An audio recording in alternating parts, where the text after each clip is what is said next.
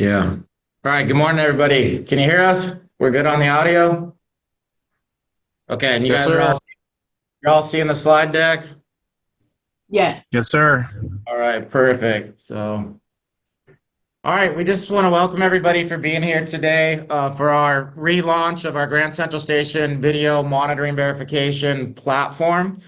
We've invested a significant amount of time, energy, resources to really revamp our offering here at Grand Central Station with a cutting edge solution to support our dealer base and your business.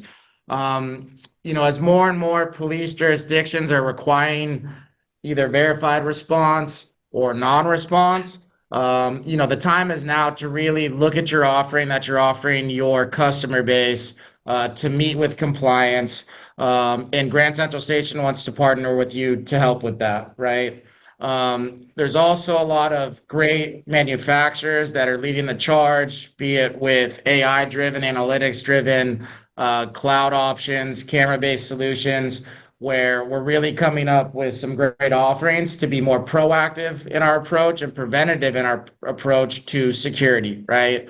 So, kind of long are the days of door, window contacts, motion detectors as a first line of defense. We're really trying to push the perimeter out with the proactive approach with video and analytics as that offering. So, we're going to do a pretty deep delve today.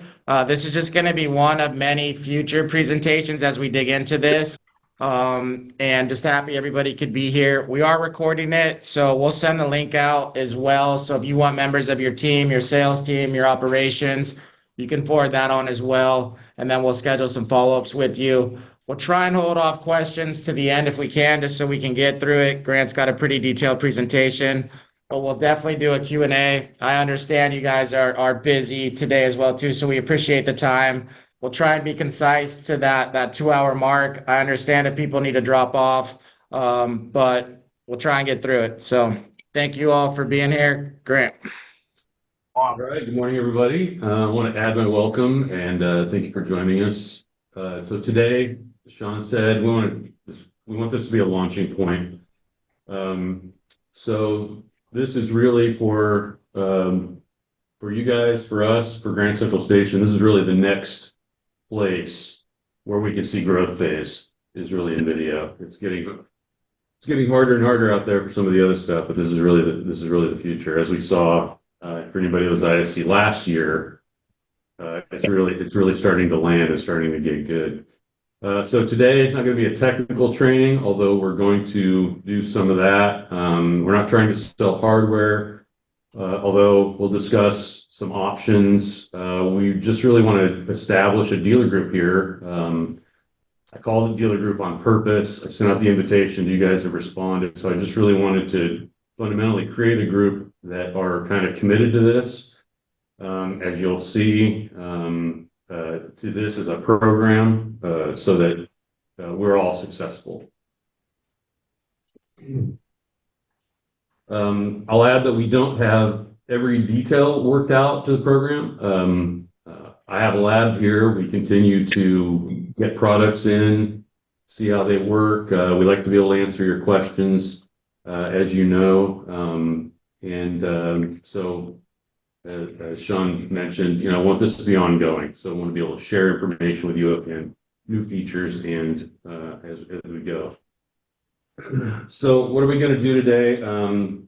Sean mentioned questions. There's a Q&A button at the bottom. You can throw questions in there as you think of them, or write them down, say them to the end. But we'll try to get to those at the end. So today, I want to introduce you to the team.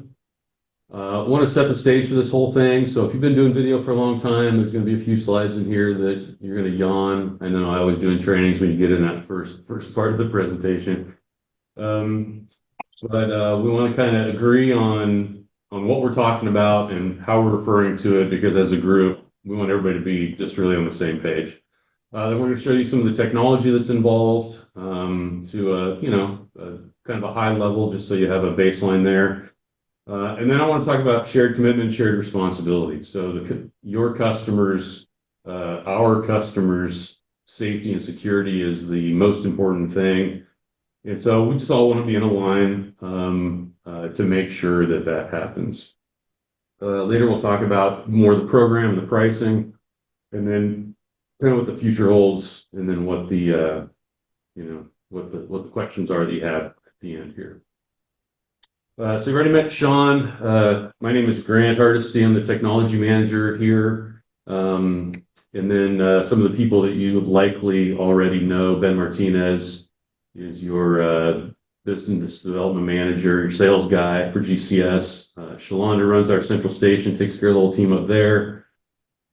Jenny Taylor is our data entry manager, but as you know, this is the same team that takes care of you on your burglar alarm, fire alarm accounts now. So Jenny has a really good team. They're available 24 hours a day, but that's your really point of contact for a lot of stuff, as you know. And then Greg, if you've done cameras, you for sure know Greg. A lot of people interact with him for some of our more advanced stuff, our AES communicator network, those kinds of things. But Greg's our IT manager, and we're lucky to have this good team that we have. So just to start out easy, so a super brief history of kind of what we're talking about here. The CCTV era. Well, that's over. You can't even get television on your television anymore. Everything is streamed over IP networks, right? So this is better, 24-hour video surveillance. This is where we've been for a while now. The hardware is better, it's network-based, higher resolution, and this is where we are and where we're going. Advanced technology, facial recognition, LPR, so license plate recognition, AI, which we'll talk a fair amount about today. So it's really progressed quite a bit. So if you're just starting to think about this, or just started it, if what's in your mind is CCTV, buckle up, because there's a lot going on in this space for us to kind of learn and leverage for our customers. All right, so let's get into some of the terminology. I want to start with some of the, I call it old news. So this is some of the stuff that, if you run around your office, you'll hear people use terminology from bygone eras. One of the ones around here is also, I'll hear guys talking about, we're going to get them off the phone lines and install a GSM. Well, GSM isn't around anymore. That was 3G for AT&T's network, and everything is LTE now. So one of my pet peeves, but anyway, I want to go through some, hopefully matter. So CCTV is the first one, and can we just stop using CCTV? Hey, Grant. Yeah, go ahead. I'm sorry. You're great. This is John, TLBC. I just put something in the chat. I was a couple minutes late. Apologies. Can we record this, or would that be something you're not comfortable Yeah, with? it's being recorded. Yep. Perfect. I didn't see the blinking light. My bad. Okay, thank you. Sorry. You bet. So you may be interested to know why it was called CCTV. That's because originally they used the exact same technology to get those 3 networks into your home. It was baseband video, it was modulation, those kinds of things. And we were effectively building a little television network inside of the building that was not part of the outside system, so it was a closed circuit. That's where it comes from. And we don't do that anymore. So the update for that is now we install video surveillance, right? Enhanced security. DVR is the next one. So this is a recorder that recorded analog baseband video digitally, so to a hard drive. That was good. That was better than time-lapse recorders, if you remember those, and the stacks of videotapes. But we're not installing DVRs anymore either, at least on purpose. Sometimes we get stuck doing that. It's all network now. So now it's either a network video recorder, an NVR, or a video server. And that's primarily going to depend on what the data sheet from your vendor says. Fairly interchangeable terms there. Analog. Okay, so analog like I said, we're not doing that anymore. This points back to coax cable or Siamese cable, if you remember that stuff, BNC connectors, power supplies. I would add splinters in your fingers that are made of metal. Don't miss those days at all. If you know, you know. If I were Donald Trump, I would sign an executive order immediately proclaiming that analog should be reserved only for its intended purpose, and that is for music to be recorded to vinyl records. That's where analog should be. So to underscore the point, I would like to invoke the words of one of the great minds of the 1990s. So that may have been some of my pet peeves, but I do believe that technology matters, or terminology matters. So now let's pivot it. This is hard without a studio audience. Did that hit? Did that land? Anybody? Okay. Yes. All right. So now let's get to some of the terms that I think we want to start to agree on. Video verification. We want to use this term specifically. And so what this means is video verification is when your video system is tied to a burglar alarm account, and the initiating signal at our central station is the burglar alarm. Okay, so we get a burglar alarm. Well, I'm getting ahead of myself a little bit, but we're not receiving video triggered by any of the detection in the cameras. We're getting a burglar alarm signal, and then we are using video to verify if that is a real alarm or not. So there are a few things related to this, of course. So this requires that we have established the ability to live view into the site. Get into some of how that works in a little bit. But there are a couple of ways that this can be. I don't like reading all the words, but I want to make sure I don't leave anything out here. Yeah, bottom line, the initiating signals from the burglar alarm. So there's a couple scenarios. Burglar alarm signal only. So no video signal from the event is sent to us. Our SOP is for the operator to manually go and view the live video from the site. So that would be instructions given to the operator. They get a burglar alarm system, it pops up, it's a motion detector in the lobby. They have instructions to go look at the cameras on the site, see if they can see anything. Make sense? If they see something, it's reported as a verified alarm. If they don't see anything, they are still going through their SOP for a burglar alarm. That's important. So they're not going to say, oh, I didn't see anything. I'm not going to dispatch. I'm not going to go down my SOP because you may not have a camera in the area where the alarm happened. Somebody may have, broken in and darted out. Those kinds of things that we may not actually see anything if we look in at that time. Burglar alarm signal plus video. So in this scenario, we get a burglar alarm system, but your video system is also set up to send video in at the time of the alarm. So this allows us to actually see some video from the actual point of alarm. It doesn't have that little delay that we got in scenario A here. But the video is not being triggered, or the alarm is not being triggered by the video. And you'll see why this is important in a moment. Small print at the bottom. You can read that on the when you go through this again afterwards. But I want to make sure everybody's got that. So video verification, we get a burglar alarm system. We're using video to verify if that alarm is good or not.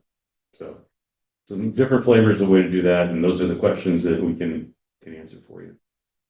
All right, the next one is video monitoring. And we want to be very intentional when we say video monitoring. We mean something else. We mean something different. Video monitoring is when the camera is actually detecting something, and that is the initiating event in the central station.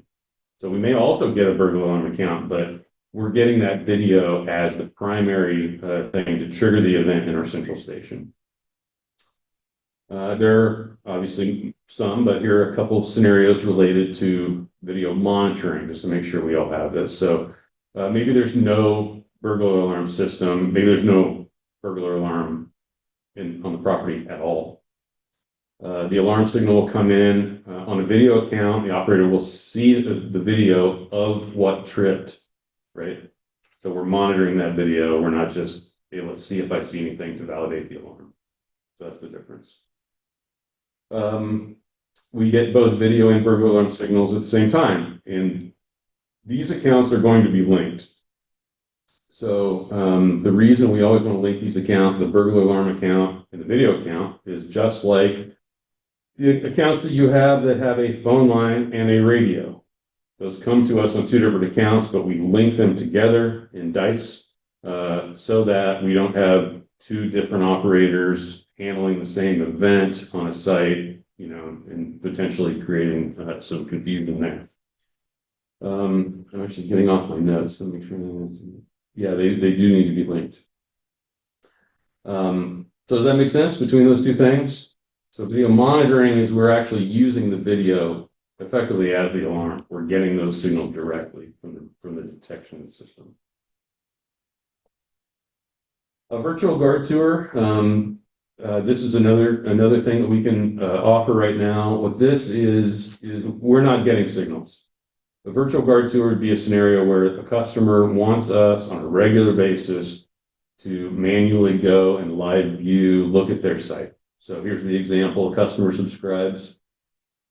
They want a nightly guard tour of their facility 1 hour after their scheduled closing time to verify everyone's out of the building. If someone's observed in the building, then the security team is notified. Something like that. It might be once a week.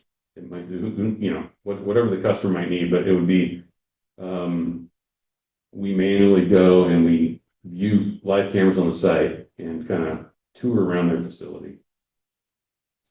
So as you can hear in these three scenarios, it becomes important where cameras are located, what they're looking at, right? How they're set up for detection. Again, we'll go through some of that stuff, but you kind of see how this becomes important.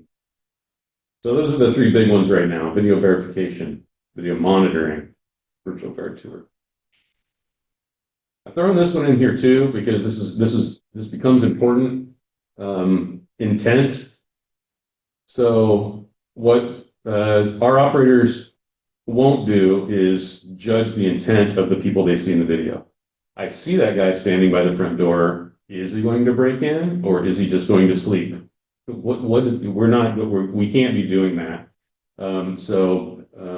Just so you know, I just want to throw that in there just to make sure when we're thinking through, you know, the customer asks us for what you want to do. This is just one thing that we're not really able to do that. So you saw in the examples, you know, when the operator's in the event, the SOP will have them continue through that signal like they would normally. What that is. The question is, I guess we can jump in. Yes, but do you keep monitoring and for how long? We'll go into scenarios. It's really going to be based on your system design at a dealer level, right? There's multiple loitering features you can do with the video system. There's talk down we can do. You can program multiple areas. So if they approach area 1, it's a talk down. Area 2 is firing a strobe. Area 3 is pushing video to a central station dispatcher. So we'll get into all those types of scenarios later, but the intent is that you're designing a system that's in a restricted area during hours of operations. It's fenced, whatever it is. Either we're going to detect a person or a vehicle, right? And that video is going to come into central station. We're going to go through an SOP, either call RPs, dispatch PD. We're not going to say this guy looks suspicious. Does he look suspicious or not, right? So when we drill into this later too, and in future, it's really going to be based on the technology you're using for monitoring purposes of the cameras and how you're setting up those detection zones, those loitering zones, those triggers like strobes and talk down before we're actually pushing video to a dispatcher to make make a call. Right, and to answer the storage part of that question, there are kind of two answers to that. One is, you need to have storage on site. That's the video that the customer will view through their app that is associated with your hardware. If you are in specialty applications, cannabis, for instance, they have a requirement for how much,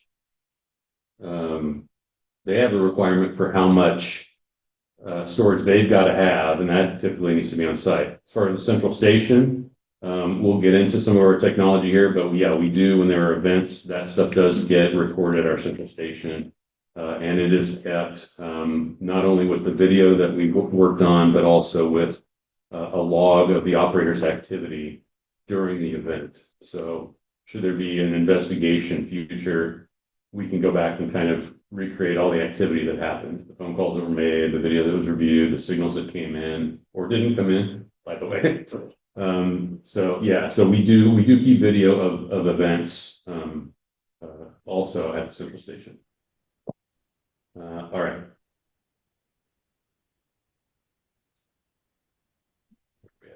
All right.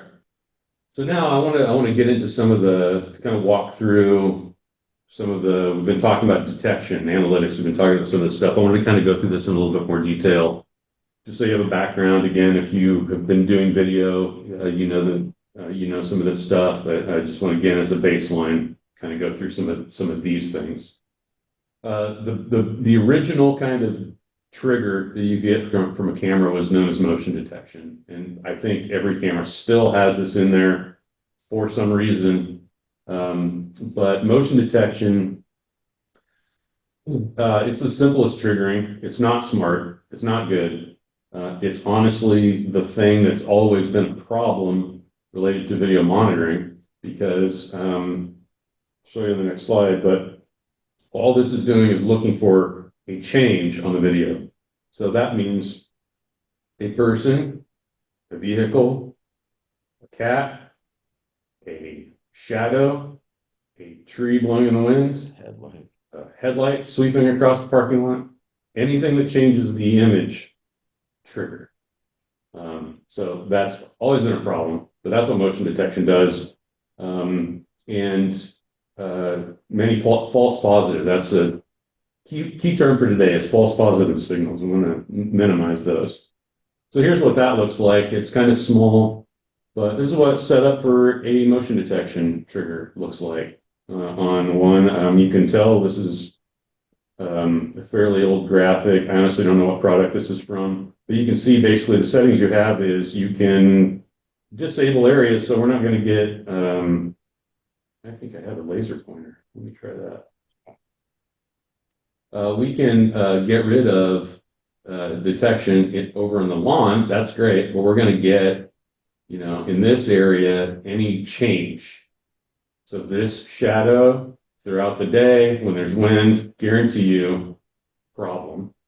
And really the only adjustment we have here is sensitivity. And that's like how much change, how many of these squares have to change before it'll go up, before it'll trip the signal. And then you're always stuck in the battle of, well, I'm getting a lot of false positives, so I'm going to choke down the sensitivity. Well, now you're getting to the point where somebody can walk through there and it doesn't even trip because you turned the sensitivity down so much.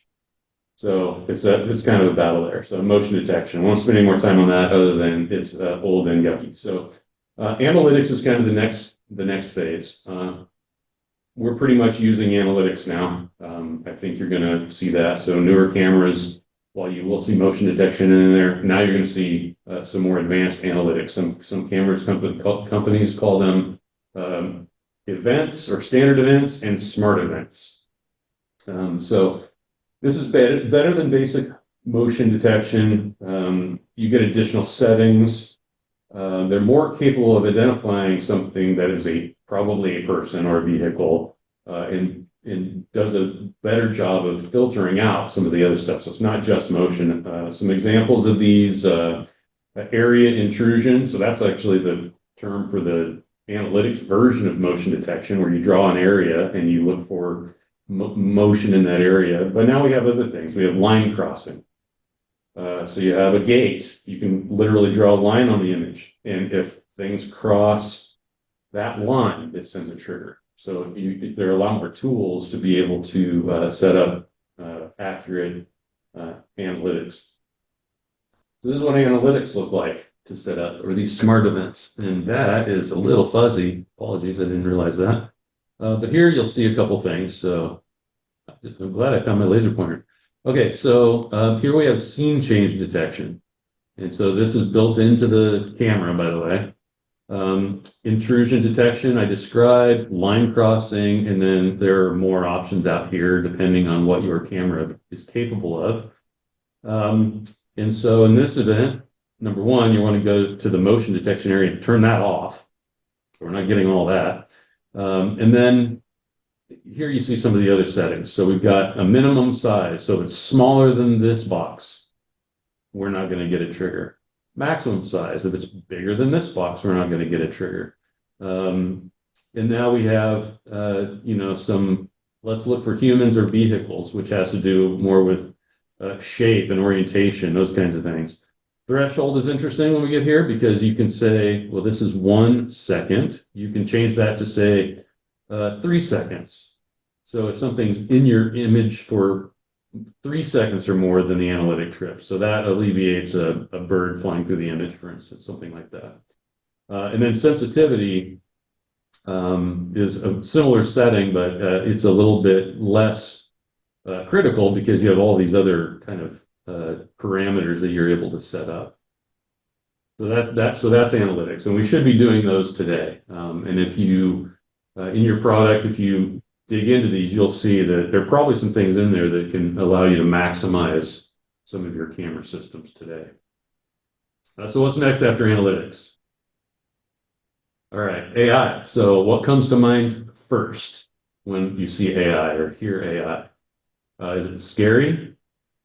It might be for some of our customers. Is it intimidating? Maybe for us. How do I even begin to understand it? How do I begin to set it up, configure it? It seems really hard, so it could be intimidating. I would say the good news is it's not yet become self-aware. Shout out Skynet. It is being deployed in a lot of places, though, to assist with narrow, specific functions and tasks, and that's what it's doing for us. It's being deployed for specific functions and tasks. I'm mentioning this because I think it's important to have an understanding of what it is and what it isn't, where it's being used, and probably the most important is that we don't just use the term to describe anything we don't understand. That's common. Oh, that's the AI. We'll set up the AI for that. AI, right? It's not really a blanket term. For instance, there's a line between analytics and AI. They do two different things. They serve two different purposes. So AI introduces the idea of machine learning. If you haven't heard this term, basically, as the AI model goes through its data, it gets better over time. It learns. So we have some examples of that. So it's not just really good analytics.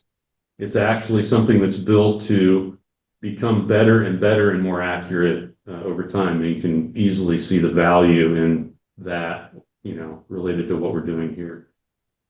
AI can be in the camera, in the NVR, in the cloud, or in GCS, or in all four, or any combination of those. So this is going to be, again, back to the manufacturer you decide to work with, the product you choose, how you set it up. It may have some AI all the way out in the camera on some of the newer stuff. So, and here's what it does. It can actually now distinguish specific details within the video. So it's not just looking for boxes changing. It's not just getting better at that, but it's basically saying, I see different colors. I see different items, clothing, numbers, logos, grills of cars, animals. And over time, it will get better and better at what does a BMW look like. what does a red shirt look like? That machine learning function will cause it to get better and better. So, and this is important, it can distinguish videos, details inside the video. That's an important aspect of it.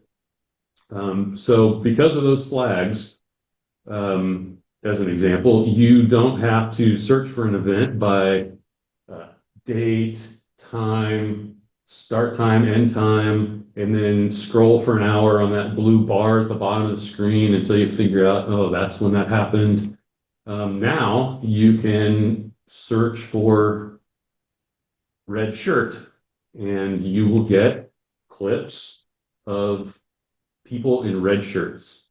And it's really a huge time saver. So obviously detection accuracy, we can now write rules. I only want alarms when guys with red shirts walk through, but searching, and again, manufacturer to manufacturer, but you can start to see how this is really being applied in our space here. All right, so let's use a dog as an example. Motion detection does not see dogs.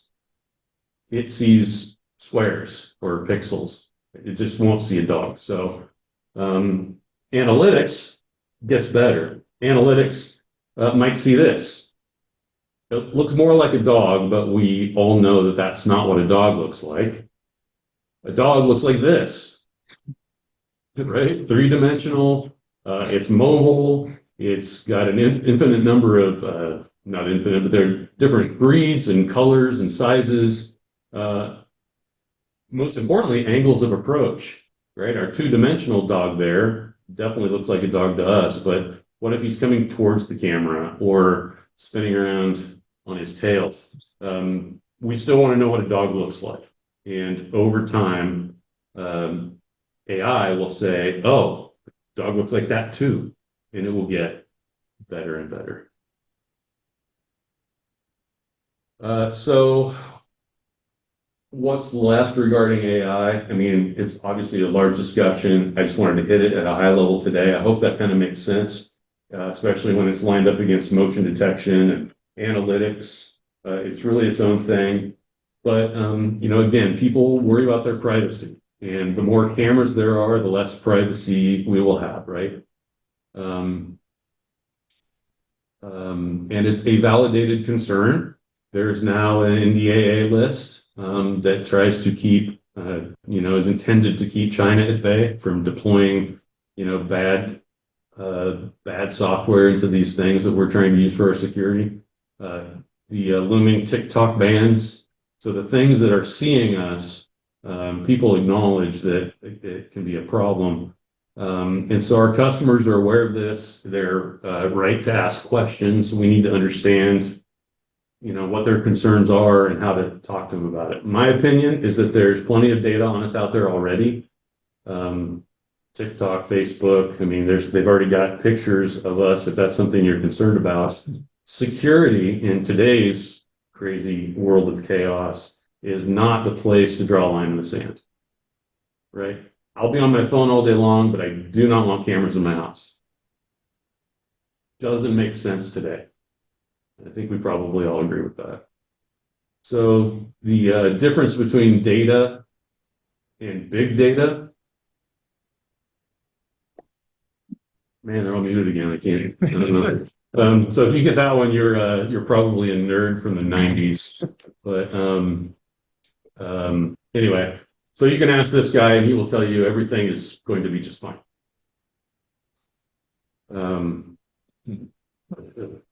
Anyway, another throwback to Skynet.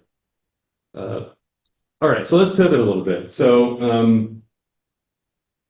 in the agenda, I talked about shared commitment, shared responsibility. So, you know, Sean alluded to it in his welcome, but in the past, it was very difficult for us to, or central stations like ours, to commit to some elements of video monitoring. And the issue was really technology. Our discussion earlier about motion detection. If everybody just started putting cameras out there, and didn't try hard to make the motion detection good, we would not be able to hire enough operators to look at all those cats and try to find the bad guy. It just wasn't going to work. So the purpose of today is to launch, a renewed commitment basically to video monitoring. We want to be about it. We think it's valuable for you guys to be about it. So that's why we're here. So GCS has committed to technology. We have committed to pricing. So that's something that if you've been doing video with us in the past, that was something that we were always discussing, trying to figure out how to price it right, but make sure that we were able to give you that GCS level of service. And now we feel like we can do that. You guys are with us because you're used to a GCS level of service. We want to continue that into the video monitoring space. So the core of what we're doing here is basically our receiver. So I venture to guess pretty much everybody here is going to be already using us for burglar alarm accounts, fire alarm accounts, right? So you're familiar with setting up accounts and checking signals and putting systems on test and all that kind of thing. So you know that for an alarm system, we have a receiver in our central station. We've got box receivers, we've got DMP receivers, we've got Honeywell CLSS receivers, we've got AES receivers, we've got all these receivers up there. So we also have a receiver for video. The platform that we are using to receive video is a product called IMIX. IMIX, I would say, it's not the only one, but it is the industry standard. And so we've made this investment. We have a bright, shiny new server that was built and designed to handle lots and lots of growth in this area for us. What it really does for us is provides, they call it a single pane of glass for monitoring.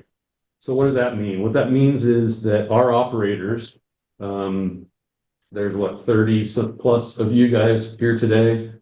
You're all going to be sending us video. So wherever that video comes from, if it's compatible with MX, our operators are going to have one environment to operate in.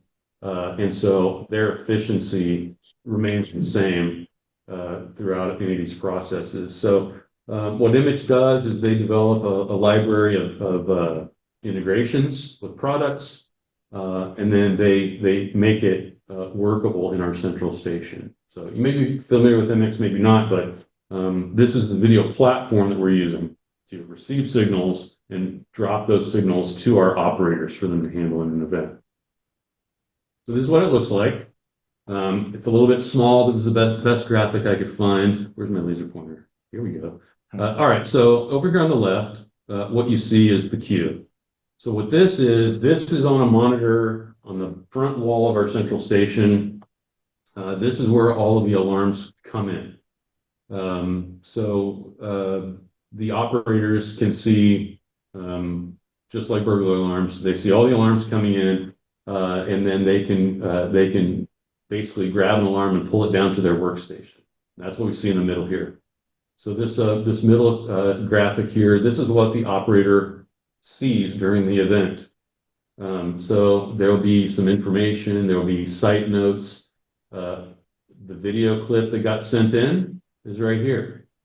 Live video from the site is right here. So they have what they need to be able to assess that situation, depending on whether you've established it as a video verification site or video monitoring site. They're going to, no matter what the product is, they're going to be able to go here and see this and make their activity efficient and accurate, which is the most important thing. And then over on the right, this is a dashboard. This is a management dashboard. So IMIX also gives us the ability to keep an eye on things. We can see which operators are handling video calls for video signals. We can see how long it's taken people to work through video events. All sorts of metrics that our central station shift supervisor can kind of keep an eye on and make sure that this stuff is getting processed. Because we all know video events take more time and attention than even a burglar alarm, right? That's electronic. There's a lot of human element at play here, so we want to be managing that appropriately. So that's what it does for us. It makes us able to receive your video. It lets us manage that and be efficient. So what does it do for you? Well, here's what it does for you. I mentioned integrations. Immix has all of the brands that I can think of. This is not even an exhaustive list. Immix has established that all of these products work with Immix. So from our perspective, if you grab one of these brands and you engage with that company and you get good at installing their product and you have that relationship, so you get good tech support from them, excellent. That's the way you want to do it. And guess what? We are going to be able to receive your video. So I can leave that up for a couple seconds, but probably what you're using is up there. If not, these are the guys. There's some big ones, there's some small ones, there's some complex ones, there's some simple ones. Something here for everyone. And then here. So here's a couple of, again, you're going to get the slide deck, but for the a copy of this presentation. But here are a couple of just resources as examples that Immix provides. So the first one there is, if you go to immixprotect.com/partners, they have a list, and it's pretty good. Sometimes it takes a minute for a new vendor to get added to the list, but if you go to that list, you'll see all the companies that have integrations that Immix is supporting. They have other tools in there, such as a list of even individual products, or Digital Watchdog has different series of products over the years, and those different series of products have different capabilities through their Immix integration. So there's information in there about even specifics down to that level.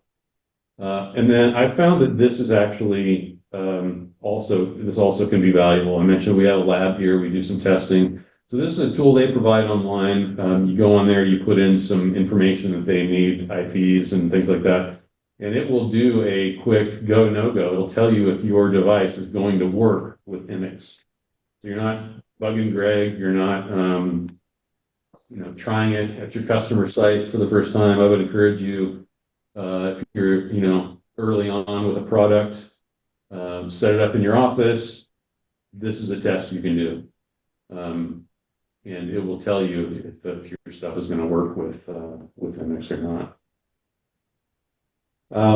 Immix also has an app. This is something that I personally would like to spend more time with, because I want to be able to, and for other things, but I want to be able to tell you kind of, not how it works and the details of it, but, is it valuable to you? So you don't have to go, experiment for yourselves. If I can do that once and save, 30 people some time, that's what we want to be doing on our side. So they do have an app. It's available to dealers and customers. It's probably valuable for you to be able to see your accounts in Immix. But to be seen if it's valuable for the customer, and what that value might be, because likely for the customer, for them to view their cameras in their Hike Connect app or their Touring Video app or their Alarm.com app is likely a more a better user interface for the customer for their cameras. But Immix goes all the way here, so that's the platform. The other critical piece of technology that we've invested in is, here it is again, AI. So we've invested in the Calypsa AI filter. So what is it? It's 100% cloud-based video analytics platform. So what does that do? I mentioned AI gets better, machine learning. Calypsa built a model that gets smarter as it views video. And its purpose is to filter things that are not people or vehicle, right? So this is really the thing that makes video monitoring efficiently in our central station work for you and for us. As I mentioned, a room full of operators looking at clips of cats to try to find the bad guy in one of those clips is not a successful strategy. So we've invested in this AI filter. The way we've deployed this today is it has a direct integration to Imix. So there's actually a checkbox. There's nothing additional that you need to do for your site, for your products. If your product talks to Imix, sends us signals, we can apply the Calypso AI filter to that signal with the check of a box. And so if a cat video makes it in, okay, it's going to bounce directly out to Calypso. They're going to say, not a person. That signal will never drop to our operator. It will be stored in Calypso in the portal for review. I'll show you that in a second. But the important thing is that only good video is going to come down to our operators. So they're proven. You can see here 200,000 cameras, 20,000 sites, 12 million video events every day. So they're built for this. A main reason, a huge reason that we selected Calypso over their competitors, and we evaluated a handful. We did active testing it with our central station with a couple. They have a closed AI environment. And that's important to address some of the questions we were talking about earlier. So what that means is they built, you can think of it this way, they built their machine and they preloaded it with a bunch of information, wherever that came from, pictures from Google, whatever. And now it's closed. So it's very good at recognizing a dog spinning on its tail, but there may be an angle or a color or a size or a breed that they haven't seen yet. And when Calypso sees it, it gets smarter. So this is the thing that does exactly what we talked about, but it's close. It only gets smarter from the video that it sees from our customers, and that's not sharing going on. Other technologies, they do link with Google or Amazon AI databases, and so in that environment, your customer's camera is truly feeding, the big machine. So, this is just a slide from Calypso. Almost any camera is compatible. Again, our current integration is tied directly to Imix.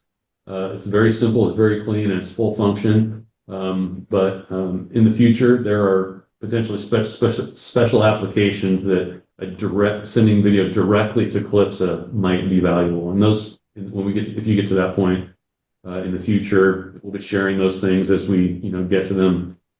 But you can connect directly to Calypso before it comes to Imix. Could you give us just a simple example of that? Would that be like gun detection or something? Yeah. So, and this is something, everything we're talking about today is going to be vendor to vendor, right? Different guys. So we talked to one of the Calypso competitors initially, and every other sentence in their presentation was gun detection. That's something that they're working, they're focusing on, right? And other companies, it might be, a good example is PPE, right? As we got very used to if you've been through OSHA training or if you went through 2020, the pandemic, but hard hat is a good example. So if they write rules about detecting hard hats in video, then you could write a rule for your customer at their construction site. If a person walks onto my job site without a hard hat, I want to be alerted to that, right? I want to make sure my site is in compliance. So we're actually using this for other things besides security at that point. Gun detection is another one. And typically gun detection means brandishing a firearm. So you'll see demonstrations of that where somebody maybe has a gun by their side and it's not triggering, but as soon as they pull that gun up and it's recognized as a gun, it's being brandished in that way, that's a trigger. So right now we are using the Calypso AI filter. right? So any specific detection like that is going to happen in your technology on your site. But today, when that video comes to us, we're going to give it one more scrub through the Eclipse AI filter before it comes to our operator. Likely some questions about this whole piece at the end, but so this is what we can see. I just wanted to show you this because this is really the juice of Eclipse. So my laser pointer. So here's what we see. So I just grabbed a little snapshot from a couple of weeks ago. This is a 30-day period through March 14th. There were 4,243 video signals that came in. And this is a fairly limited set here. We've got some sites on, and I actually, for the front end here, I've got a couple of terrible sites that we ran into here on purpose, just so that we could start getting, testing the filter and start getting some data and that kind of thing. But even with this few number of accounts, you can see 4,200 signals in 1 month. Calypso filtered out 3,400 of those. So that's a reduction of 79%. And we've seen this number, I typically watch a 7-day period. I've seen this number as high as 93, 94% of the events are filtered out. So not dropping to our operator. So that's how many false positives can come in a period of time. Saves our operators 31 hours. So that's a significant amount of time. And again, it's what makes it work, makes this whole thing really viable as well. So when you look at this cool graph here, basically what you're seeing is blue are video signals that are coming in. So here's a spike of signals coming in. I don't know what happened there, crazy. You see these blue spikes. These are video signals that came in. Where you see red, that is a signal that got filtered. Okay, so here's an event, whatever this is right here. All of the video events got filtered out. That was just a weird false positive. Somehow that got through a site. Everything got filtered out. Now we get to some of these, and it's like, oh, well, here's some signals that didn't get filtered out. So what this allows us to do, we can actually go back and review. I said that even the filtered events get stored in Calypso. We can go back into our Calypso filter, and we can say, it's kind of like your email filter, right? Oh, I didn't get that email. Let me check my filter. Oh, it's in there. This is a good email. So I'm going to mark it as a good email so that next time I get that email, right? So we can go back and we can say, oh, here's a whole bunch of videos that came through. Oh, I see why these came through. So that's what we've done so far. We've got our platform. It's upgraded. It's ready to go. We've invested in the Calypso filter that performs this function, and so we're ready to go. So then the other piece is going to be you guys. So GCS committed, dealers proven. That's the key word, I think. So it's good for you, and it's necessary for us, for you guys on your side to work through a proven SOP, to use proven products, to learn and install with proven, the systems, proven products, and put them in a way that functions right. And then configuration, we've sort of talked about that, those things on your side, they're all working. And that's important for you. That's important for us. So let's go through some of that stuff. Obviously, we talked about the reason for this, what your part is really important for is preventing those false positive signals. It's not good for customers to, it's like a runaway on a burglar alarm account. You don't want the customer getting 1,000 calls. You don't want to get 1,000 calls. You don't want your customer calling you. You don't want to roll a truck in the middle of the night, right? All of those things. So false positives are that for video. So using quality products, correct views and analytics configuration, talked about that a little bit. Maybe line crossing is the better analytic for a particular application. Or on the other side of that is if I want to use line crossing on a gate, for instance, there's a best place to put that camera in order to do that. Way out here looking at a gate, line crossing isn't going to work. But up on top, looking down from the side on a gate, that's going to work, right? you can probably visualize that. If I have a line on top of the gate, it's clear that a vehicle is going through the gate. But if I'm looking at it that way, I can't really see that motion. Masking is a function you'll find in a lot of products. That basically means this piece of the screen is completely ignored. It's not going to trigger. You can't see it. It won't record it. So maybe that's a desktop in an office, or maybe that's the keypad next to the vault, something like that, right? You can mask. That's a tool you can use. Encourage you to use scheduling. So scheduling, we only want to get video when it's appropriate, right? So when nobody's supposed to be on site, now there's somebody on site. So use scheduling to try to do that. Using the apps that you have for remote configuration. We talked to a dealer the other day. They're subscribing to a vendor and a platform that they can actually log into their dealer portal with that vendor, and they can tweak analytics on the cameras remotely through a portal. So maybe that's a tool that you want to use. Arming, disarming of a site. Arming and disarming of a site. Exactly right. So again, all to try to prevent false positives. Best at night. I put that note here because this kind of alludes back to the hard hat thing, right? So as you start to think about the functionality that you are going to look for in a vendor, these are the places your mind can go. If you have the ability to detect PPE, so yeah, we want to know if somebody's not wearing their vest. But what if, and I don't know of anybody that's done this, but what if you have a big complex, the cleaners are there for 3 hours, 3 nights a week, and you don't want your whole site to be disabled for 3 hours in the middle of the night, 3 nights a week on a regular schedule. So what if you tell your cleaning crew, hey, when you come in at night, everybody on your staff, they all got to wear this green vest. Now you can write a rule that says, yeah, send me alarms on my schedule. Nobody's supposed to be there. Do not send me clips of people in green vests. Right? So you can To be clear, that needs to be done at the camera level. So the cameras that you're installing need to have the capability to do that right now. Right. Yeah. Yeah. That's detection. That happens at the site in those products. What we're doing here is waiting for the video to come to us. And but we just want to talk to you about what can we do to prevent the false positive signals from coming to us. So analytics, AI, these are the kinds of things that we can start to imagine, right? All right, so let's talk about SOP a little bit.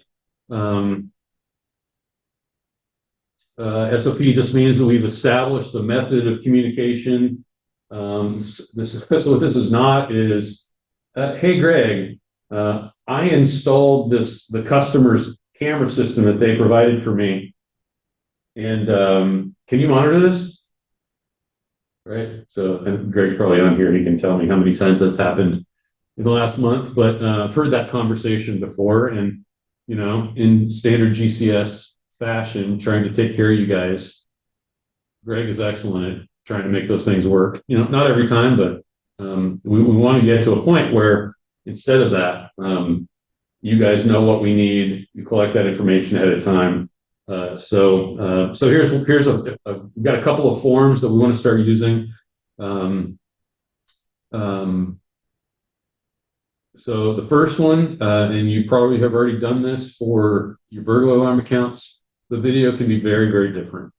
So this is a one-time thing. I'd love to see one of these from each of you guys that are going to be working with us for video monitoring. And what this is, do you have a particular technician that handles your service on your camera systems, right? The guy with a laptop that knows how to set up the analytics or that has remote access to these systems, let us know. So I'm sorry, but the form is longer than this.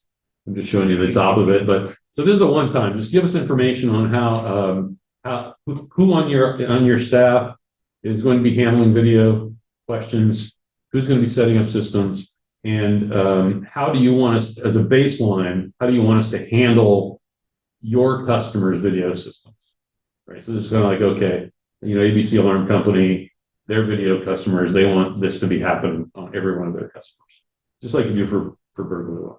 And that's a baseline, right? Obviously, we can have certain SOPs for certain sites, right? But if we're doing verification monitoring, as you see it as a dealer, and conversations that we have that baseline. Yep. And there'll be times when we're like, yeah, we can't do that. Right? We can't judge intent, right? That was one of those things. We can't have an instruction like, oh, if you don't see anything, don't call anybody. That's not an instruction that we can do, but we want to figure that out. So yeah, this is baseline for some things like kind of all your accounts. I want my customers handled this way.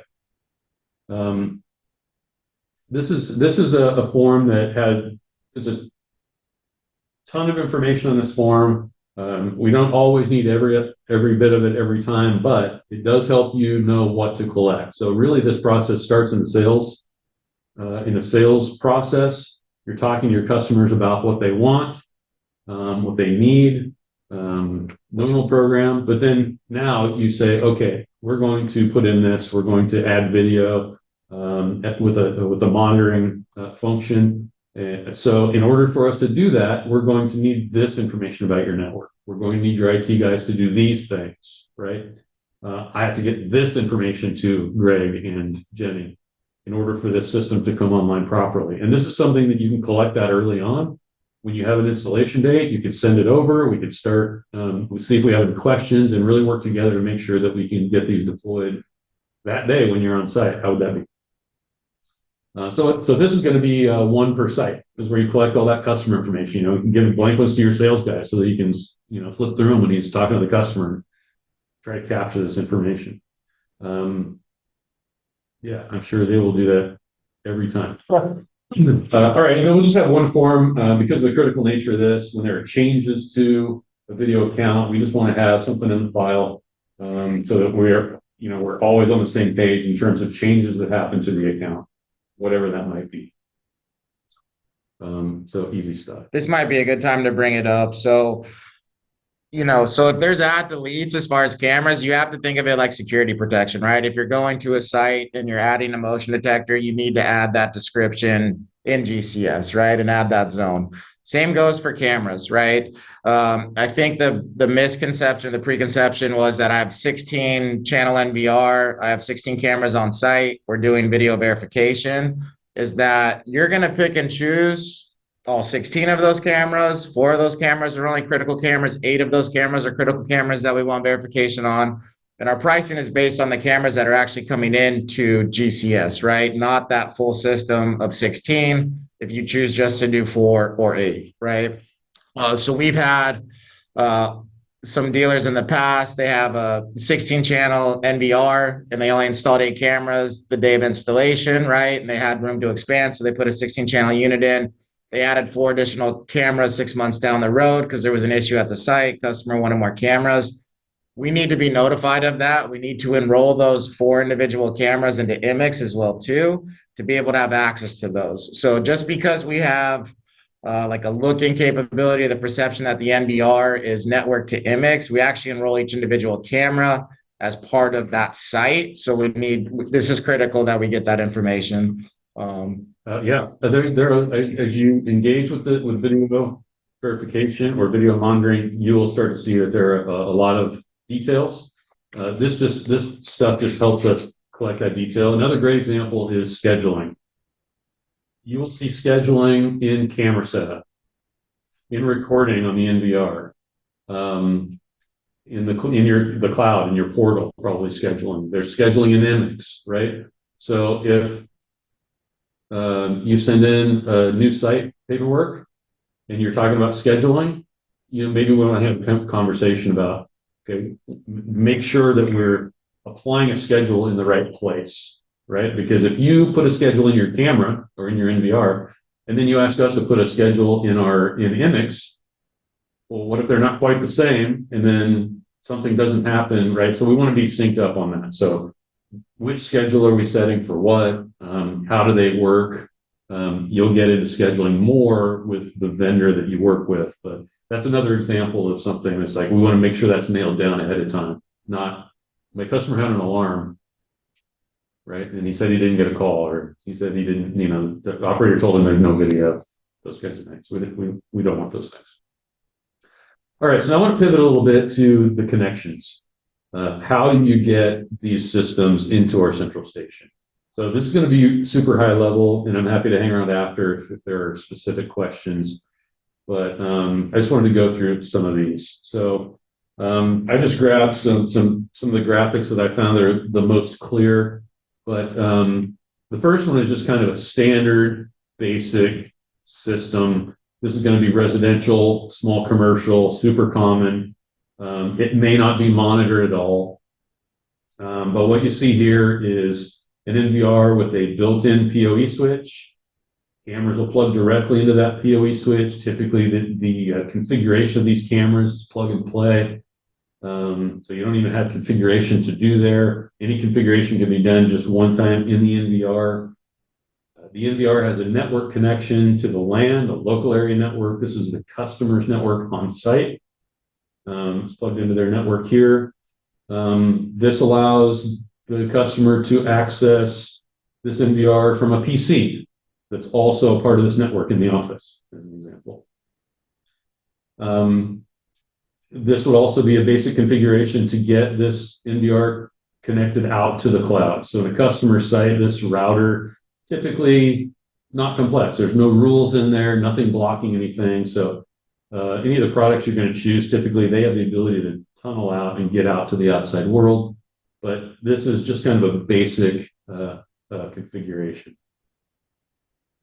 One thing else I want to point out here is that when these cameras are plugged into the NVR here, this forms like a segregated network. So of all the network-based devices that we have in our system here, the only thing that's connected to the customer's network is just the NVR. So these cameras are segregated behind the NVR, if that makes sense. So that contributes to simplicity of installation and configuration, but it doesn't clog up their NVR. Video recording to the NVR is not putting a burden on their network, those kinds of things. So this is a kind of a initial sort of thing you're going to start doing or have done there. And I show you that to show you this, right? Let's go up the ladder.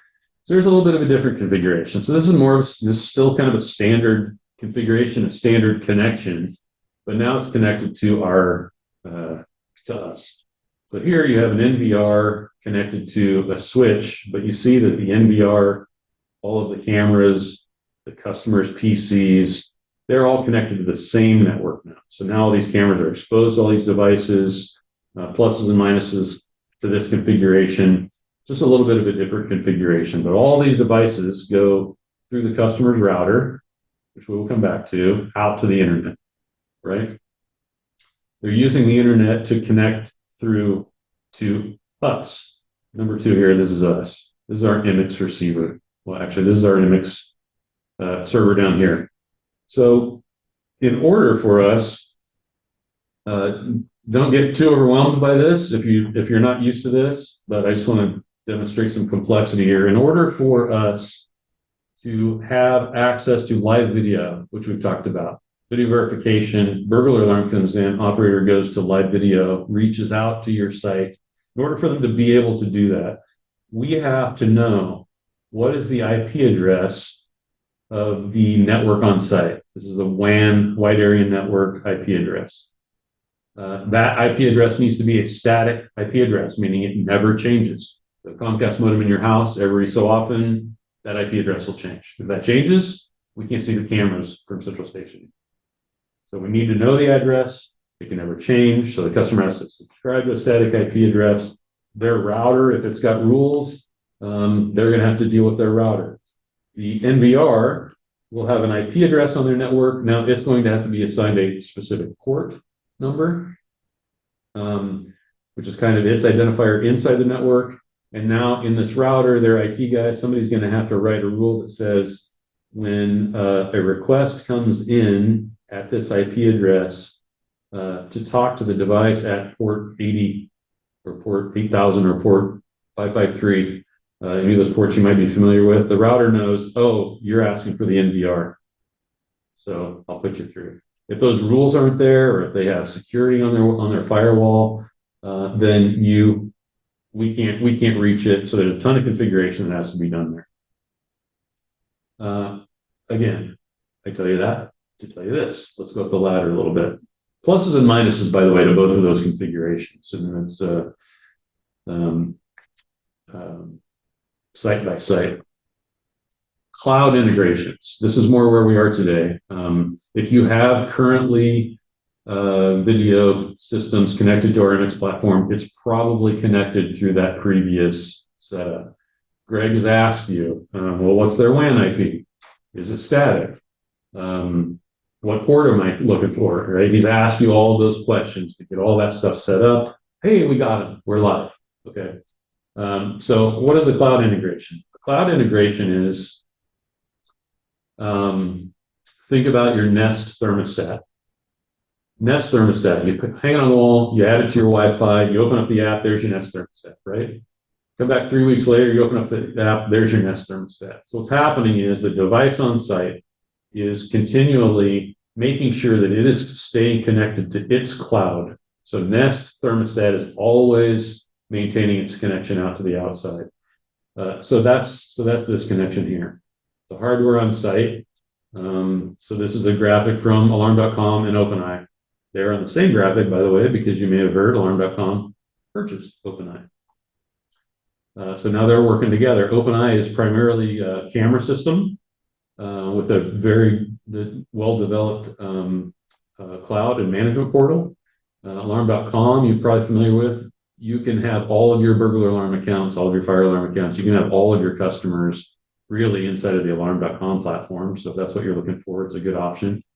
But both of these do the same thing, and others. The hardware on site maintains a connection out to the cloud. So what have we done? We've just alleviated the requirement of static IPs, port forwarding, rules in the firewall, all these things.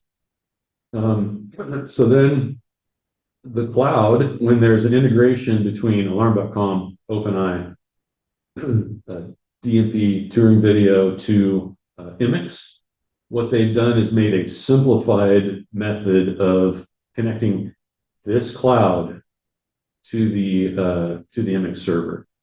And it really simplifies the setup of things. Not only that, but it most importantly, it manages the connection to and from the site.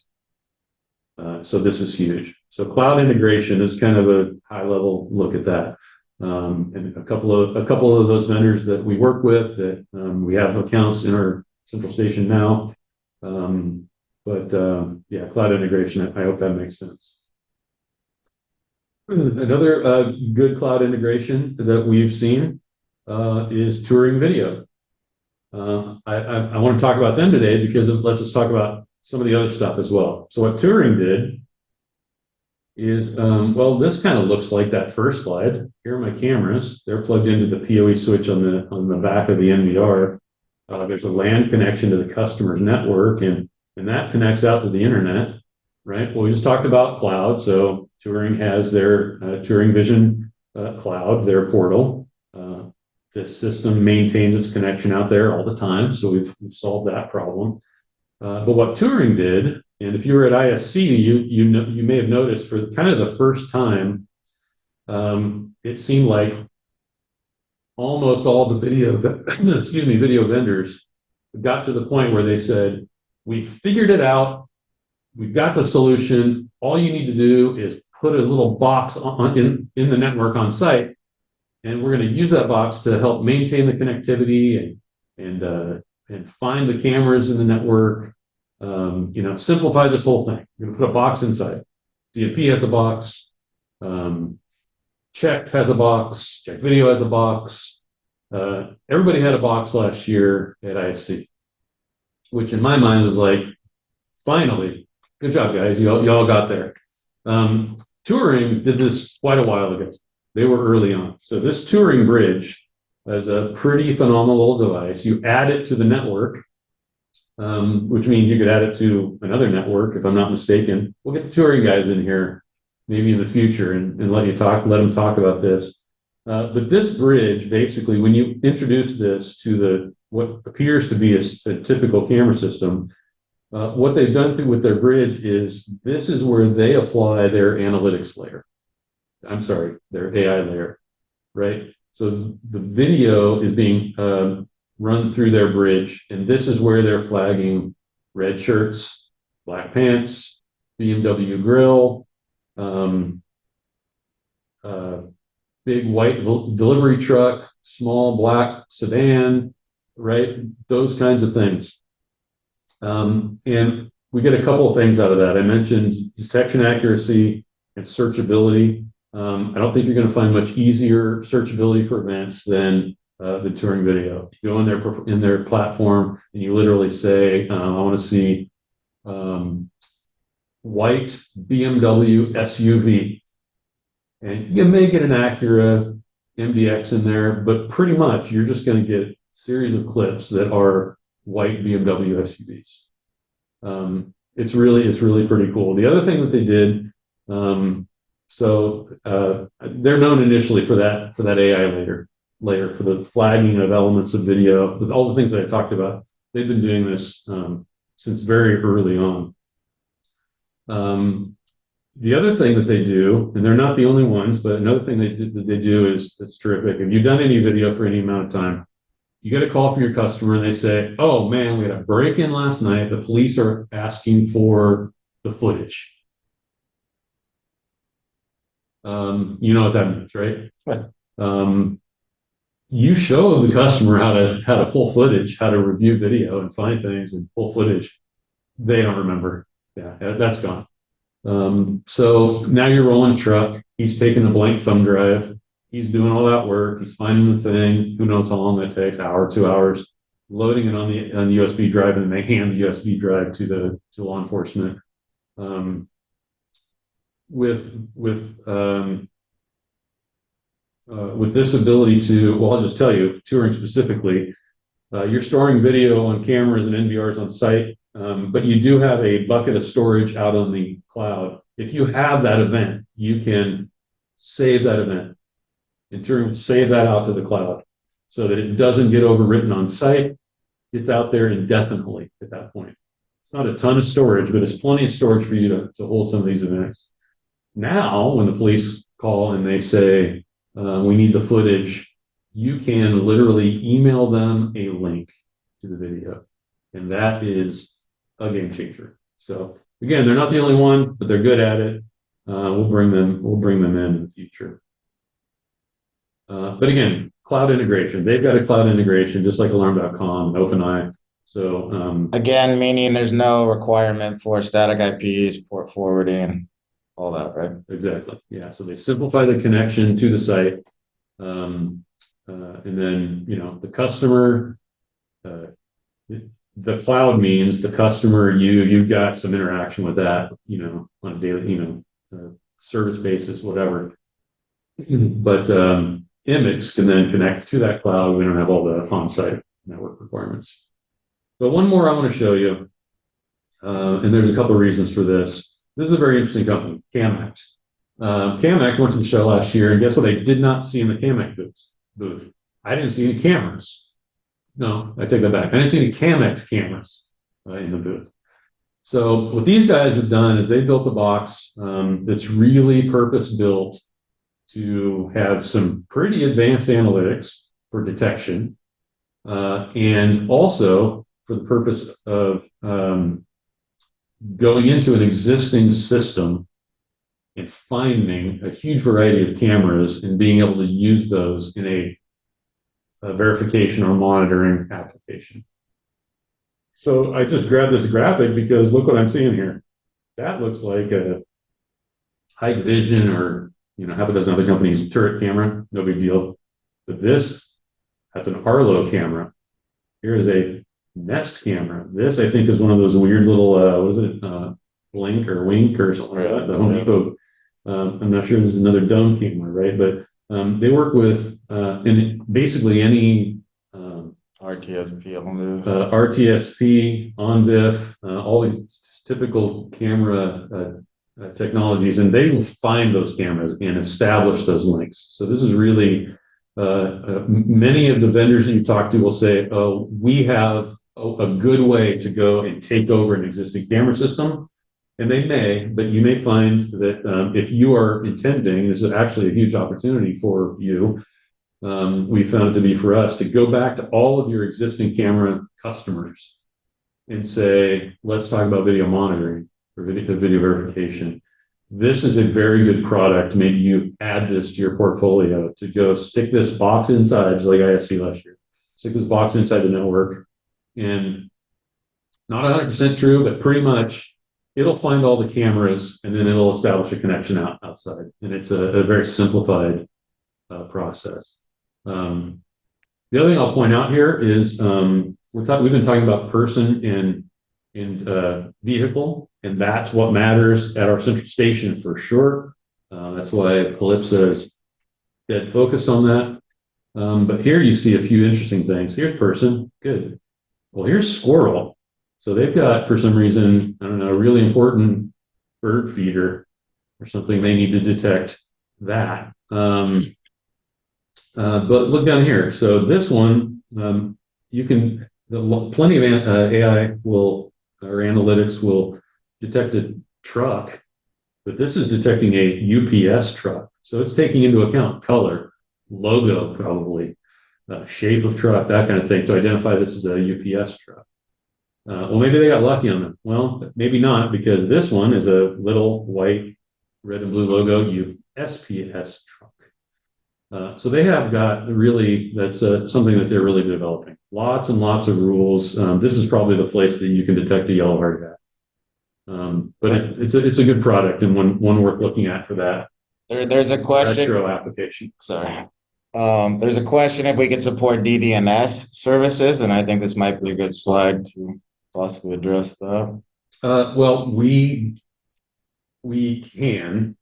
So what DDNS does and is if your site does not have, for the whole class, if your site does not have a static IP address, meaning that the IP address at the site can change.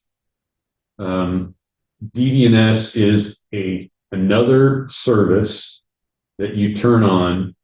It typically has to be one that's supported by the hardware on site.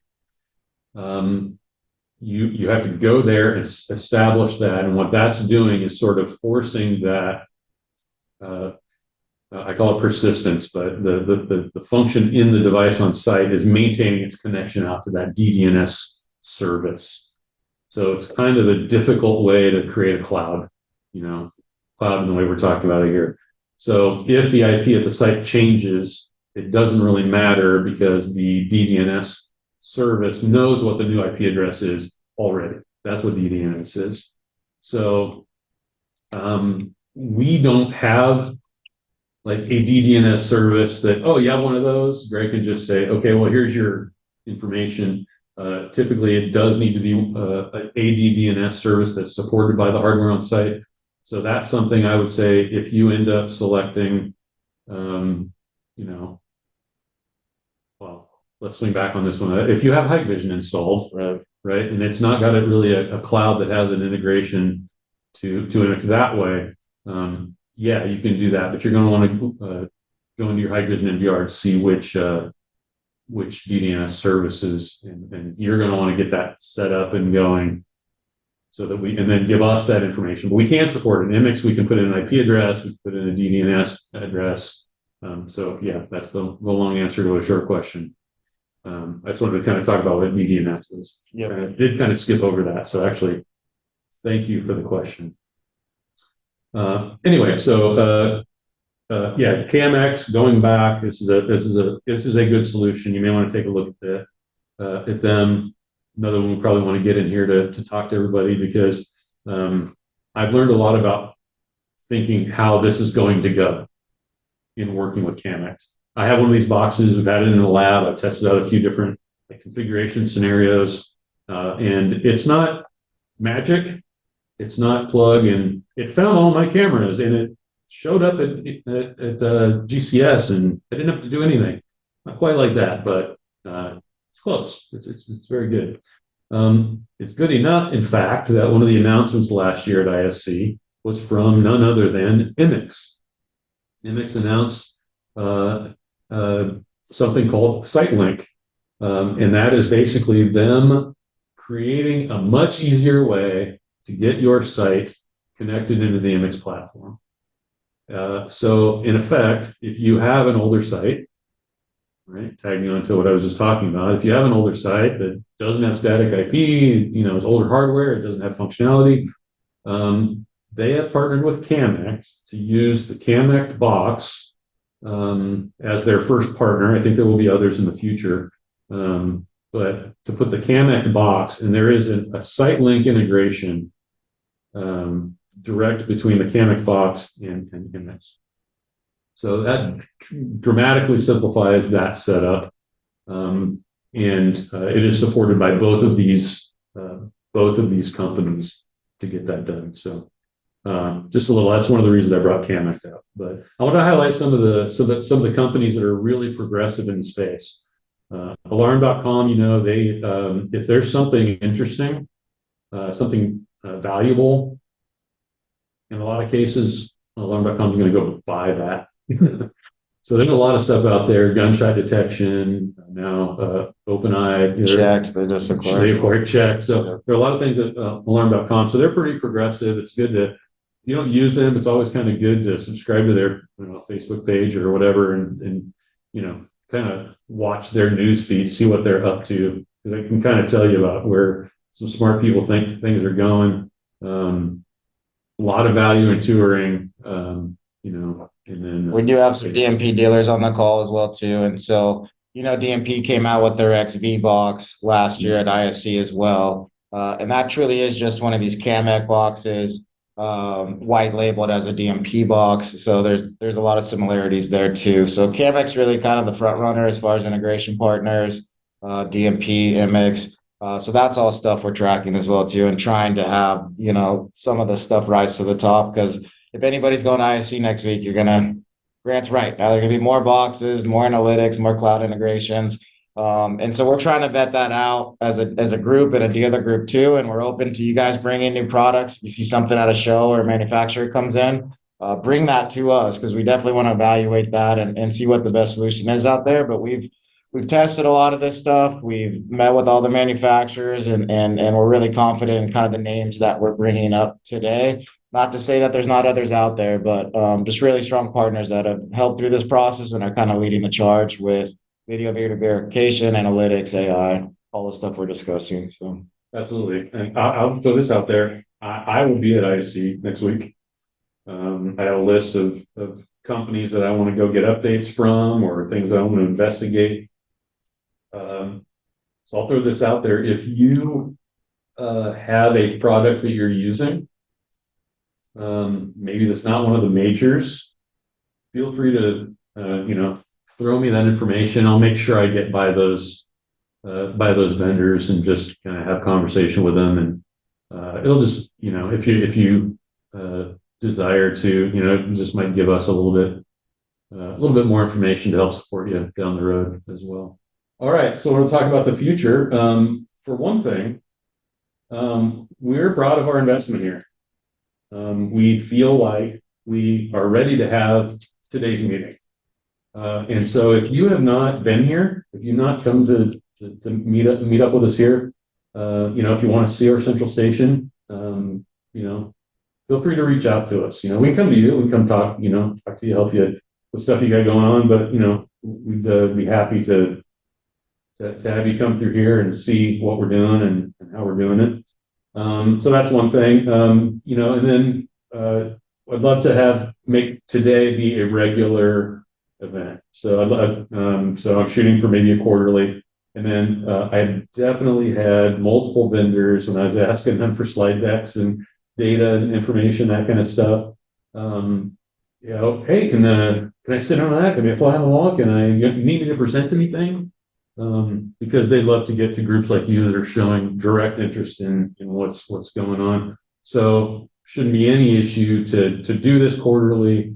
We can talk about things that come up in the group throughout, but then we can have a vendor come in and give us a presentation that gets a little bit more in depth, on those particular offerings. And then the other thing in the future, I mentioned we have a lab here. We're always playing with gizmos in things. Look for communications from us on, hey, we now can support this for you. So I just have a couple of options here that, I'd like to make those announcements hopefully sooner than later. So the MX app, I told you that's something that, we're looking at. I want to make sure that we can convey, here's the value to you. I would do it. This is what you're going to be able to do with the app. Here's the value with the customer. Maybe not valuable to the customer, right? Those kinds of things. We can make that recommendation. Again, you're free to dig into the MX app today if you want, if that's something you think you want. But from our standpoint, I'm going to be doing that, and I'll be able to update the group. Some interesting other things. So the Halo multi-sensor, if you've not seen this before, look it up. It's cool. Many companies are making this device compatible with their camera system. And why is that? The Halo multi-sensor looks like a smoke detector. It's got 1 million detectors in it. It's temperature, humidity, vape, smoke, air quality, mean words, loud noises, right? There's all these kinds of things. And so what's happening is take a school application. They'll put this detector in a back room where they can't have a camera. And then it'll be triggered on occupancy. Occupancy. It might be triggered on give me your lunch money. Might trigger an alert, right? Or vaping in the bathroom, or help me, or whatever, right? When you can't have, so that's an interesting device. I'll be playing with that. How does that integrate? What does that look like when it gets to central station? What kind of signal will our operators see? We want to be answering all those questions. And then another company that I'm gonna make sure I see these guys at IC this year. Seen them in the past, but I haven't really met with them. A company called Recognize. So raise your hand if you have done video fight in the past. Yeah, I'm sorry. But if you know of, or if you dealt with video fight in all of its weaknesses, at the time, it had a really compelling kind of feature set that drew us in, right? It's completely wireless. It's all battery. It's cellular, easy to install. I can screw it to a tree out there. There were a lot of things about it that made it really a nice thing to have in the tool bag. So Recognize is basically videofied on steroids with a cloud and an AI layer, and it seems to be pretty good stuff. So I'm going to go talk to them, meet with them, vet that out, and then it's a completely different application than all of the other names on that logo board that I threw up there. So those are the kind of things, new capabilities. Again, feel free to go talk to those people, but as a central station, we want to understand them as well, so that when you get there, we can do it. I've reached the end. All right. Great job, Grant. Thank you for all the efforts. As you can tell, Grant's been pretty much 100% committed to this for the last 6 months. So thank you, Grant, for everything that you're doing for GCS. So thank you all too for being here and bearing with us. We got it in under 2 hours on time. That's good. So we definitely want to open it up to Q&A. We can take some of this stuff offline too if we don't want to get too deep into it, but we definitely want to address some of the questions today. And then Shalonda can take some notes too if we want to send a follow-up to the group as well. So any questions out there? Yeah, do you want us to put them in the chat, or do you want us to just ask Let's you? start firing. Let's start firing them. Okay. See if we can manage it. Yeah. I have a couple. So number one is the Calypso. Can we request that to be added to certain cameras? And is there a cost? Yeah. So Calypso is a very comprehensive solution, and in order to deploy it and be able to grow into it, they have a direct integration to MX. And so literally in applications where, and this actually goes back to pricing as well. A camera on our price list that is in an outdoor unsecured area, we can expect a lot of false positives. And so the price per camera that you saw there, which was, what was that, 50 bucks? Yep. That includes the Calypso layer. So we're making the assumption that we're going to get false positives, and when it goes through Calypso, it's going to filter those out. So as far as doing it today, if you have a camera that you do want to have the Calypso filter applied to, that's maybe one of those other buckets, yeah, just let us know. We can add that cost. I don't remember what the Calypso itself cost might be, but it's again built into those camera prices. We check a box in the image setup. We literally check a box, and that sends that signal out to Calypso and back. So any outdoor camera is going to have Calypso integrated to it. I guess to Grant's point, if there's an indoor environment, maybe it's a warehouse scenario where there's large rats or cats, or and we're getting detection on that. It might be something we need to add as well too. If we can identify that as probably being an initial issue up front, that would be great. But part of the portal as well too within IMIX is that we're going to be working with you guys closely. So we really want to try and have like a 7-day burn-in period per site, just to like Grant's point, right? If we're doing the machine learning, especially with Calypso, it's evaluating that site. And it really takes, they say, 5 to 6 days for it to really lock in, learn the environment, go through a full schedule, go through a weekend, right? Monday, 6 a.m. to 6 p.m. It kind of learns that activity. And then obviously the weekends, right?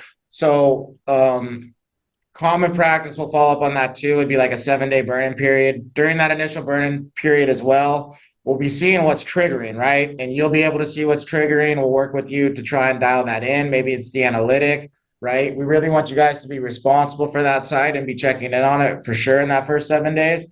But then if we need to start adding additional Calypso overlays and stuff like that on an indoor environment per se, we can dial that in kind of within that first week, right?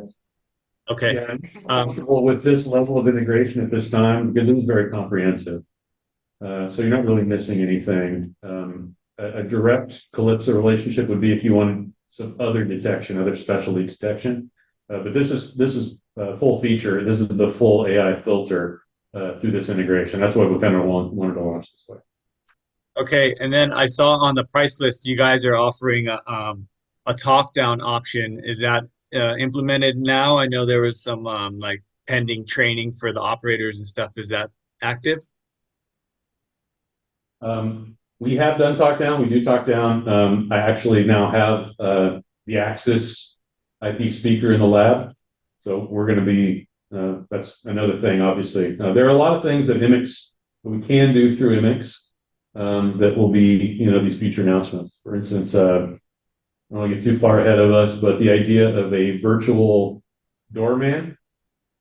There are applications out there where somebody remotely is getting a signal, engaging with the person, two-way audio, and then potentially releasing the door through a relay.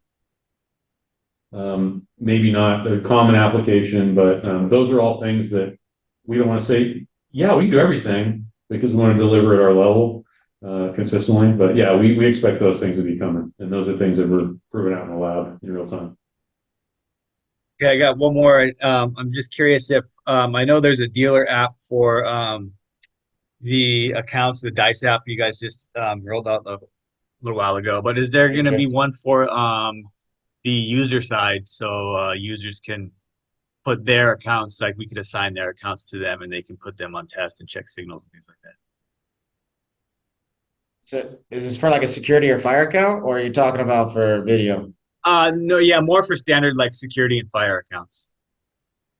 We have the ability to set, Shalana might be able to want to jump in if you want to unmute yourself, but we do have the ability to set up individual clients with the Matrix app.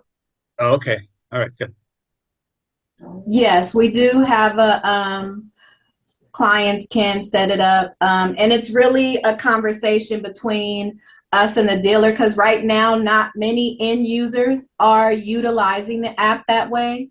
Right now they're only able to view, but if you have a client like schools or sites where there's maintenance people that do work, that's something that we can talk about by giving them the option to put the system on test within limitations. And it is, an additional cost per user for those end users. And it works the same as with the dealers. Their access is just limited. So yes, we can talk about that. Gotcha. Thank you. Questions? Yeah, who's next? Thank you. Front of the class. Mr. Smith, you got any questions? We got to unmute you though. So you guys did say that your operators don't necessarily they don't assess the situation per se if there is a video event that's triggered. So if it was like the example that you used of they want to know of if somebody's not wearing a hard hat and you set that rule, it does send that information. They pull up the video and they see there's a person without a hard hat. What's the action with that? Do they would just notify whoever's the contact on the account? Yeah, so just like your security account, we can set up a custom RP list SOP for per site, right? So in that scenario, obviously we're not dispatching police for somebody not wearing a hard hat, but if we need to notify supervisor, whatever that situation is, we'll have those notes and dice just like we would on a security account.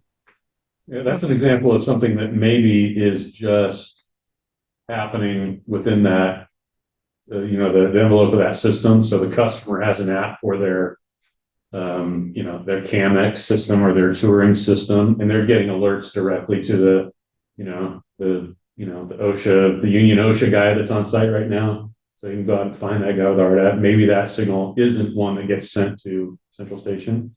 That's based on how you set the system up. But just to be clear, we do assess the situation, but we don't judge intent of the people that we see. I just want to make sure that we're clear on that. Intent is the thing that we can't do.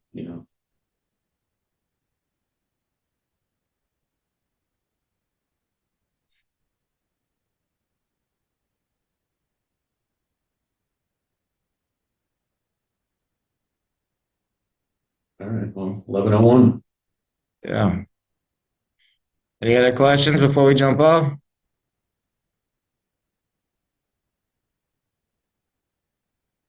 Okay, thank you everybody again for being here. Just a great rollout and really looking forward to working closely with each and every one of you to help develop your, if you do have a video offering, help you strengthen that. But if it's something you're getting into, really help you as far as, manufacturers, obviously grants a wealth of knowledge as well too on the technical side of things. We've really vetted a lot of these solutions out. So we've done a lot of the groundwork and legwork for you. We can kind of definitely give you a jump start into video monitoring verification if you haven't done it yet, and then just help you with your offering and go-to-market strategy as well too. So thank you, everybody. Thank you. Thank you. Thanks, Sean. Yeah.